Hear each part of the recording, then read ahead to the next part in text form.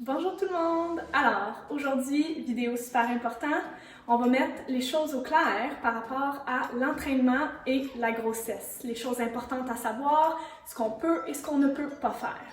Pouvez-vous vous entraîner lorsque vous êtes enceinte? La réponse est oui. Pouvez-vous vous entraîner si vous vous entraîniez pas avant d'être enceinte? La réponse est aussi oui. Il y a juste des petites choses auxquelles il faut faire attention, des choses à savoir avant de commencer. Alors, l'entraînement pendant la grossesse comporte une multitude de bienfaits, non seulement pour maman, mais pour bébé aussi. On travaille la force et la forme physique, ce qui sera bénéfique pour porter le bébé non seulement dans le ventre, mais aussi une fois né. Avoir des fessiers et des jambes fortes aide à réduire les maux de dos avec la bédaine qui prend de l'ampleur. L'entraînement aide pour la rétention d'eau, la constipation et les ballonnements. Ça l'aide à améliorer l'humeur et ça augmente les niveaux d'énergie. Le but, c'est pas de perdre du poids quand on est enceinte, mais bien de se renforcer, d'aider notre posture et d'éviter des douleurs ou des maux de dos. Évidemment, l'entraînement doit être fait de façon sécuritaire pour maman et pour bébé. Okay? Si c'est pas confortable, s'il y a quelque chose qui marche pour quelqu'un d'autre, ça se peut que ça ne marche pas pour vous nécessairement.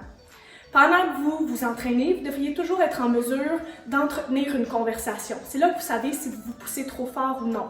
C'est bon, surtout quand on fait des mouvements cardiovasculaires, le cœur pompe, on manque de souffle. Faites le test, parlez-vous. C'est un petit peu bizarre, mais parlez à voix haute pour être sûr, bon, est-ce que je suis capable de parler? Si oui, ça veut dire que vous avez assez d'air et que bébé a assez d'air aussi. C'est la meilleure façon de le savoir. Ça se peut que dans le premier trimestre, les poumons s'adaptent, les hormones changent, le corps se prépare pour fournir de l'air non seulement à nous, mais au bébé aussi. Alors, c'est normal que vous soyez plus à bout de souffle. Surtout les premières semaines. Alors, si vous vous entraîniez avant et que soudainement les mêmes exercices, les mêmes entraînements semblent un peu plus difficiles, c'est normal. Prenez des plus longues pauses, réduisez peut-être l'intensité, les répétitions ou le poids pour les mouvements que vous faisiez avant. Puis si vous ne vous entraînez pas, pas de problème, soyez à l'écoute de votre corps. Si vous avez besoin d'une pause, c'est correct, prenez une gorgée d'eau, reprenez votre souffle et repartez quand vous êtes prête.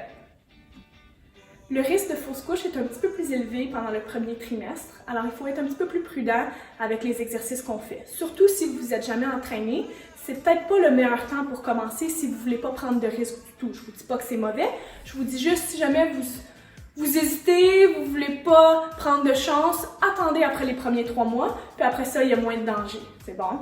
Si vous vous entraîniez avant, pas de problème, soyez juste plus consciente de votre corps, écoutez-vous, puis prenez des pauses quand vous en avez besoin. Alors, dans les 2 prochains trimestres, vous voulez éviter des sports d'impact ou des sports où que la risque de chute est élevé, du ski, du vélo, des choses comme ça. On ne voudrait pas tomber puis blesser la bédaine, le bébé. Parfait. Mais ça ne veut pas dire que vous êtes super limité. Même dans les mouvements plus cardio, souvent on dit bon, évitez les gros sauts. La raison, c'est parce que ça met beaucoup de pression sur la vessie et le plancher pelvien. C'est pas pour le bébé, techniquement le bébé lui est dans un sac de fluide, il est bien, il est au chaud, il se cogne pas la tête quand vous faites des sauts. C'est vraiment vous, la pesanteur des organes sur le plancher pelvien, on va essayer d'éviter ça. Fait que quand vous faites des jumping jacks, là, le saut est quand même plus intense. Mais n'importe quoi qui est fait dans des mouvements de cardio où vous alternez de jambes, vous absorbez votre choc, ça normalement, ça devrait être confortable, ça devrait être correct pour vous. Même si je suis enceinte, ça ne veut pas dire que tout d'un coup, mes pieds ne peuvent plus décoller du sol. Des fois, là, c'est des choses qu'il faut clarifier. C'est bon? Fait que si je fais la petite corde à sauter comme ça ici, puis que je viens absorber mes sauts, il n'y a aucun problème dans le 2e et 3e trimestre. C'est juste important d'écouter son corps. Des fois, les gens me disent « Écoutez mon corps, mais il me semble qu'il ne me dit rien. » Ben sûrement que c'est correct d'abord, c'est normal, tu vas le sentir quand le mouvement ne sera pas confortable pour toi. Un mouvement même que tu fais en début de grossesse, fait que si je te dis justement la corde à sauter, ça peut être confortable ça, quand la bédaine est un petit peu plus petite, puis là, rendu là, dans les trentaines de semaines, ça se peut que soudainement, celui-là je l'aime moins, je me sens moins confortable, il me fait pas autant du bien qu'il me faisait, là on alterne, on change de mouvement, il n'y a pas de problème. Alors soyez attentifs à ce que votre corps vous dit, écoutez-vous, prenez les pauses que vous avez besoin, puis tout devrait bien aller.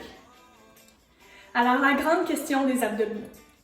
C'est une des choses qu'il faut qu'ils changent le plus si vous vous entraîniez avant par rapport à quand vous avez quand vous commencez à apparaître et à avoir une bédaine. Surtout, c'est là qu'on fait des changements. Autant qu'avant on s'entraînait, le point de faire des abdominaux, c'était d'avoir un beau six-pack, que maintenant, une fois enceinte, c'est plus ça le but. Okay? Le but, c'est de renforcer votre tronc pour pouvoir porter bébé, pousser bébé lors de l'accouchement et de reprendre la forme plus rapidement après. Okay? Vous avez les abdominaux qu'on voit normalement, que j'appelle le six-pack. Ça, c'est le grand droit. Okay? Tout ce qui est ici. Ensuite, vous avez vos obliques sur les côtés. Quand on fait des Russian twists, des choses en rotation, normalement, c'est ça qu'on travaille.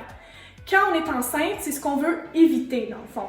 Avec la bédaine qui grossit, les abdos se séparent, fait qu'on ne veut plus faire des choses qui compressent. Okay?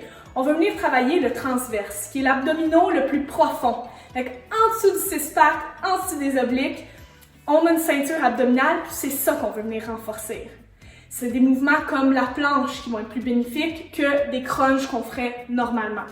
C'est bon? Alors le but change, c'est vraiment de venir tout ici, on a nos abdominaux profonds, fait que c'est toujours d'engager ça quand vous faites des mouvements, que ce soit de bras ou de jambes. Vous voulez contracter, rester forte, puis faire votre mouvement. C'est bon? Alors l'entraînement, c'est pas un one size fits all. Comme vous voyez, il y a des choses qui peuvent fonctionner pour quelqu'un, puis pas fonctionner pour quelqu'un d'autre. Alors, il faut se souvenir d'être attentive à notre corps, s'écouter, prendre les pauses qu'on a besoin et ne jamais se laisser devenir à bout de souffle. Okay? Si nous on manque d'air, bébé manque d'air aussi. Alors allez-y tranquillement, voyez ce qui fonctionne pour vous. Si vous voulez vous entraîner jusqu'à votre date d'accouchement, pas de problème. Si votre bédaine puis votre énergie vous le permet, c'est parfait. On se garde en forme, on lâche pas ça.